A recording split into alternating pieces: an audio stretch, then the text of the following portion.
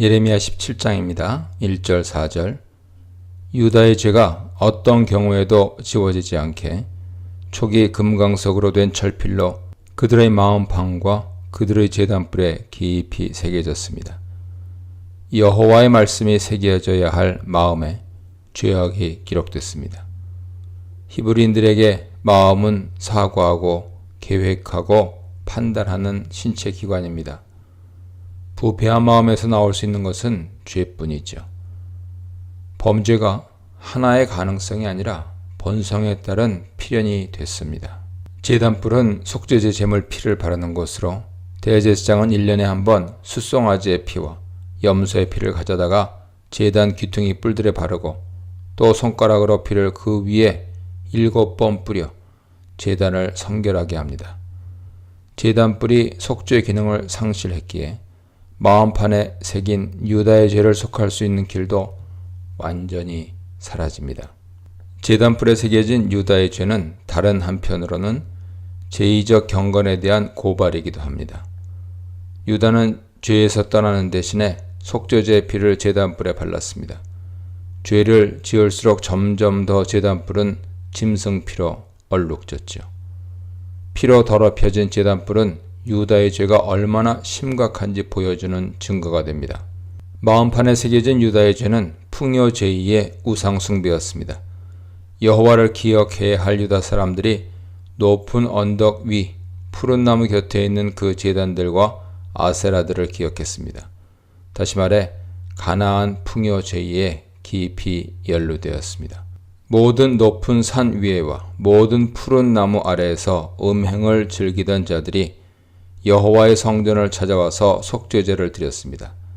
아세라는 원래 가나안의 최고신 엘의 반려자로 풍요를 주관하는 여신이었지만 때로는 제단 곁에 세워놓은 나무 기둥을 가리키기도 합니다.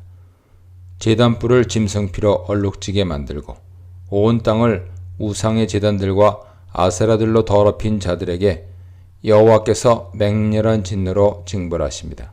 여호와께서 유다의 모든 재산과 보물을 적군에게 그들 전리품으로 내어주십니다. 풍요를 기원하며 우상을 찾아간 결과 유다 백성은 여호와께서 주셨던 모든 풍요를 빼앗깁니다. 우상 제단을 쌓았던 산당들도 침략자들에 의해 짓밟힙니다. 산당의 유리는 우상의 실체가 헛것임을 증언하죠. 유다가 여호와에게서 등을 돌리게 만든 풍요 제의의 우상들은 숭배자들은 물론 자신들도 지키지 못합니다. 미운 물건의 시체인 우상을 숭배하는 자는 우상처럼 시체가 됩니다. 침략자들에 의한 약탈과 짓밟힘으로 여호와의 맹렬한 진노가 누그러지는 것은 아닙니다. 그분의 노는 맹렬하게 타오르는 불로 유다를 남김없이 태워버리십니다. 유다는 여호와께서 상속 재산으로 준 가나안을 내놓고 알지 못하는 땅으로 가서 자신들을 멸망시킨 원수들을 섬겨야 합니다. 여호와께서 주신 자기 땅에서 자유민으로 살던 유다가 이방 땅에서 정복자들의 종이 됩니다. 영원히 타는 불은 여호와의 분노뿐만 아니라 유다가 저지른 죄의 심각함도 함께 보여줍니다. 유다의 죄가 마음판과 제단불에 초기 금강석으로 된 철필로 새겨져 영원히 지워지지 않기 때문에 여호와께서도 꺼지지 않고 영원히 타는 불로 그들을 징벌하십니다. 5절로 8절입니다. 사람을 의지하는 자의 저주받은 운명과 하나님을 신뢰하는 자의 복받은 삶은 지혜문학에서 자주 다뤄지는 주제죠. 인생은 의지하는 대상에 따라 두 종류로 나눌 수 있습니다. 첫째 부류는 사람을 믿으며 육신으로 그의 힘을 삼고 마음이 여호와에게서 떠난 인생입니다. 자신의 능력과 사회 정치적 자산을 의지하고 자기 중심적이고 세속적인 가치관을 추구하는 자들이죠. 이들은 사막의 떨기나무 같아서 좋은 일이 오는 것을 보지 못하고 광야 건조한 곳, 건건한 땅, 사람이 살지 않는 땅에 살게 됩니다. 사막의 떨기나무는 척박한 환경에서 겨우 생명을 보존하며 힘겹게 살아가는 식물을 상징합니다. 여호와를 떠난 사람을 의지하는 자에게 이 세상은 동식물도 살아가기 힘겨운 광야가 되죠. 좋은 일이 오는 것을 보지 못하고 하는 것은 형편이 앞으로도 나아질 여지가 없음을 의미합니다. 간조한 곳은 메마른 암석지대나 용암으로 덮인 들판을, 건건한 땅은 소금기 있는 땅을 가리킵니다. 돌로 덮인 땅이나 소금 땅에서는 식물이 자랄 수 없는 것처럼 그 마음이 여호와를 떠난 자는 사람이 살 수 없는 땅에 살아야 합니다. 그는 힘겹게 살다가 열매를 맺지 못하고 사라집니다. 둘째 부류는 여호와를 의지하며 여호와를 의뢰하는 사람으로 그는 물가에 심어진 나무가 그 뿌리를 강변에 뻗치고 더위가 올지라도 두려워하지 아니하며 그 잎이 청청하며 가무는 해에도 걱정이 없고 결실이 그치지 아니함 같습니다. 메마른 땅에서 힘겹게 생명을 유지하는 떨기나무와 달리 시냇가에 뿌리를 내린 나무는 물을 충분히 공급받기에 무더위와 가뭄이 닥쳐와도 싱싱한 생명력을 잃지 않고 풍성한 열매를 맺습니다.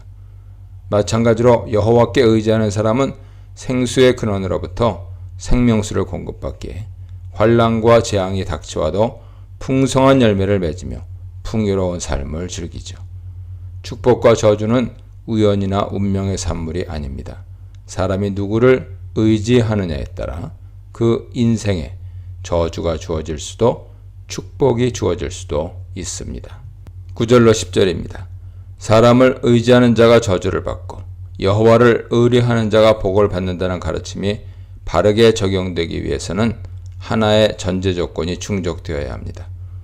누가 사람을 의지하고 누가 여호와를 의뢰하는지 알 수 있어야 하죠. 사람의 마음을 알 수 없다면 사막의 떨기나무와 물가에 심어진 나무를 구별하는 것도 불가능해집니다.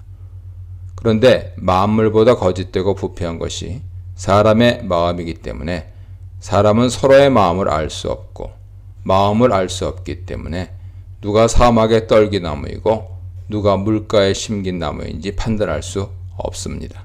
사람이 판단해야 한다면 의인의 축복과 악인의 저주에 관한 가르침은 더는 유효하지 않습니다.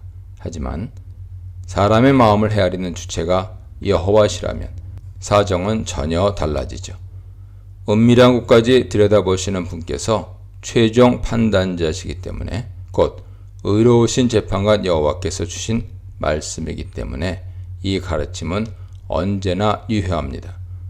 사람의 마음을 속속들이 알고 계신 여호와께서 각 사람이 살아온 길을 빠짐없이 살피시고 그의 행위와 그의 행실대로 갚으십니다. 악인의 승리와 번성은 일시적인 현상에 불과합니다. 교활한 자들이 때로는 물가에 심긴 나무처럼 잘 자랄 때도 있지만 여호와는 이들의 감춰진 마음을 모두 아십니다. 11절입니다. 다른 새 알을 훔쳐서 부화시킨다는 속설이 있는 작옷의 비유를 들어 재물을 탐하는 부자의 어리석음을 고발합니다. 부화한 다른 새가 때가 되면 품어준 작옷새를 떠나는 것처럼 불의한 방법으로 긁어모은 재산도 마찬가지죠. 탈법과 불법을 마다하지 않고 애써 모아보지만 그런 재산은 평생 간직할 수 없습니다. 그의 중년에 한창 때 불법적으로 쌓은 재물은 갑자기 사라져버립니다. 남의 것을 빼앗은 것이기에 때가 되면 가짜 주인을 떠나 원 주인에게 돌아갑니다. 정당하지 못한 방법으로 재물을 축적한 부자는 그 부를 즐길 수 없고 결국은 어리석은 자가 되죠. 지혜로운 자는 이러한 이치를 잘 알기 때문에 결코 불의로 치부하는 자에 걸려 넘어지지 않습니다. 지워지지 않는 유다의 죄악, 꺼지지 않는 하나님의 진노, 인간을 잘 아시는 창조주 하나님에 대해 묵상해 보시기 바랍니다.